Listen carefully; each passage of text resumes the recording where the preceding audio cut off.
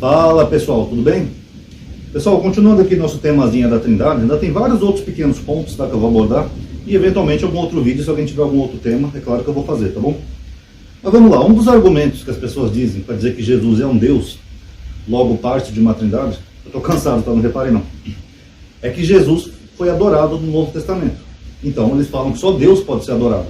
Então se Jesus permitiu adoração a ele, então logo ele seria um Deus, senão seria um pecado terrível, tá?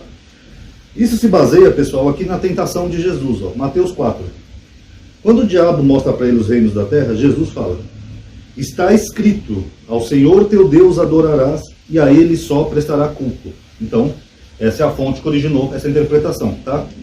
Agora, de onde que Jesus está dizendo aqui que está escrito? Isso aqui, pessoal, está escrito em Deuteronômio 6,13, tá? Só que tem um probleminha aqui.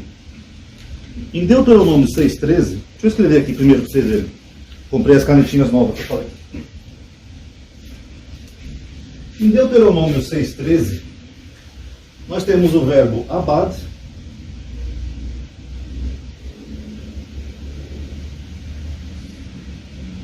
em hebraico é mais ou menos assim. Abad, que é o verbo servir. E nós temos o verbo iarê, que se escreve assim,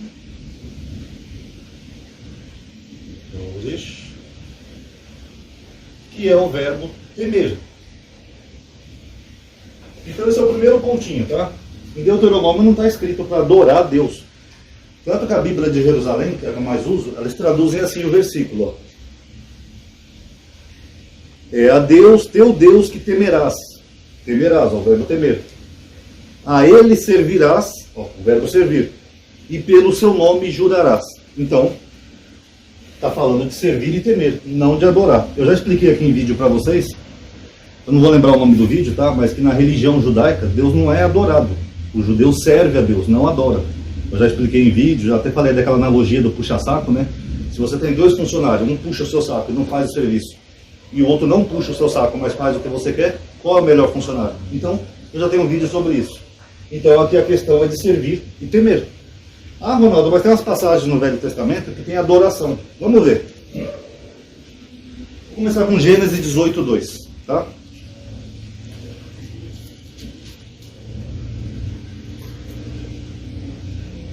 Tendo levantado os olhos, eis que Abraão viu 3 homens de pé, perto dele. Logo que os viu, correu na entrada da tenda ao seu encontro e se prostrou por terra. Aqui o se prostrou por terra, algumas Bíblias traduzem adorou, tá? Porque aqui nós temos o verbo shahá em hebraico.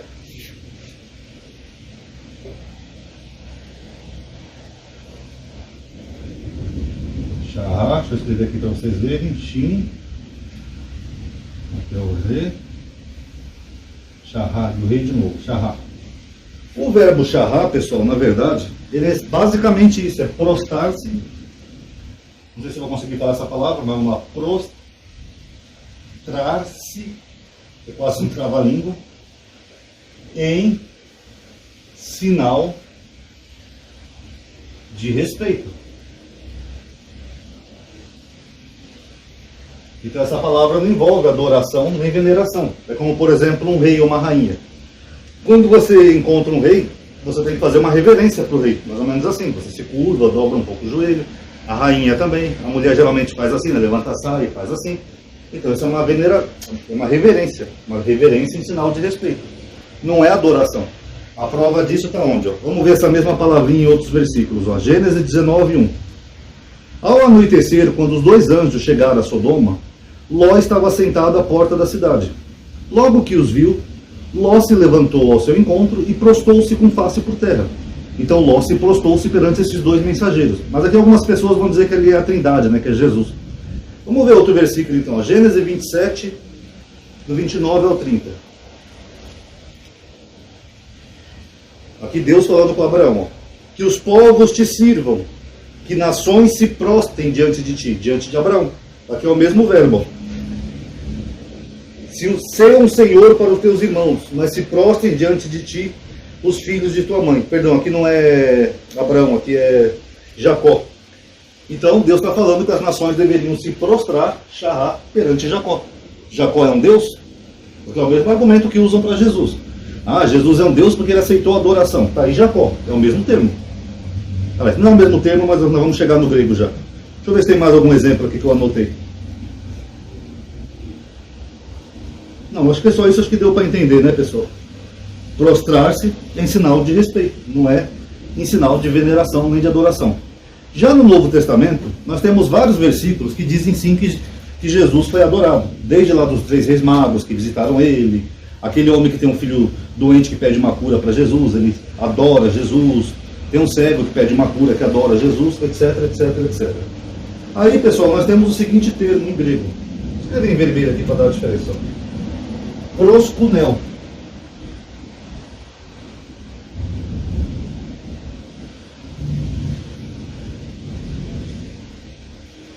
Em grego é o pi, o é.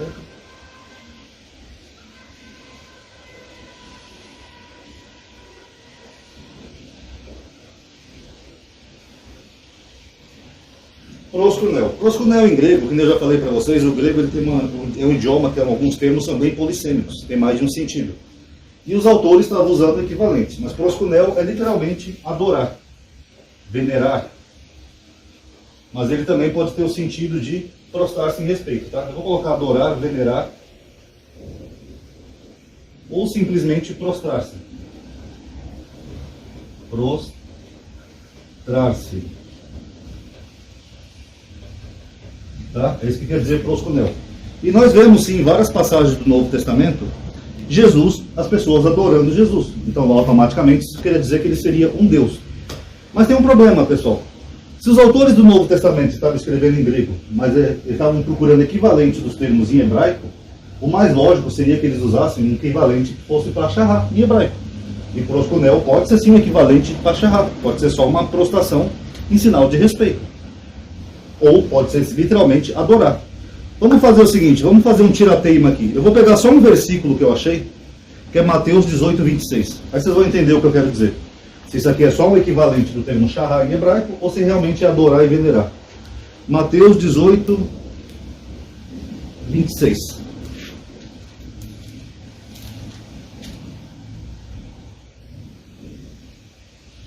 Jesus aqui em Mateus 18, ele conta uma parábola do devedor implacável, tá? Ele compara ao reino dos céus.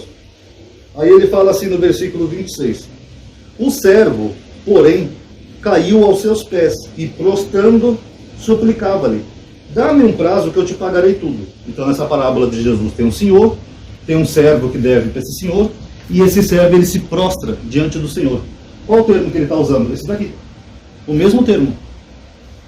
Apesar de ser uma parábola, por que o autor está usando esse termo? Porque o servo se prostrou perante o Senhor não para adorar ou venerar. Ele se prostrou perante o Senhor para quê? Em sinal de respeito. Prostrou-se.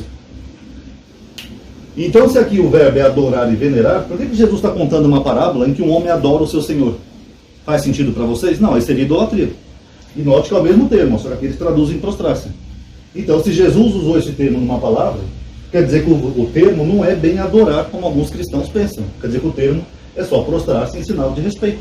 Então, todas aquelas passagens que a gente vê Jesus sendo adorado, pode ser só um sinal de respeito. Por exemplo, os reis magos. Está escrito ali em Mateus que eles se prostraram perante o menino, que as Bíblias traduzem adoraram. Mas os reis magos não eram israelitas. Eles não tinham promessa de um Messias, nem nada. Ninguém nem sabe quem eram esses magos, né? Mas eram pessoas talvez esotéricas, que vieram do Oriente, e não teria muito por que eles adorar uma criança. No máximo, eles demonstraram respeito, porque eles viram uma estrela e viram que era uma criança especial. Então faz mais sentido que eles tenham demonstrado respeito, se prostrando, do que adorando. Tá? Então, eu acho que esse verbo aqui ele nada mais é do que o equivalente do termo shahá. Mas, como eu sempre digo, vocês tirem suas conclusões, tá? Mas isso aqui é o mais provável mesmo, porque ele aparece aqui nessa parábola de Mateus 18. Tá bom, pessoal? Tá aí, quem gostou, dá um like aí no vídeo, tá? Isso ajuda a aumentar a atividade e alcance. Obrigado aí por ter assistido. Paz a todos.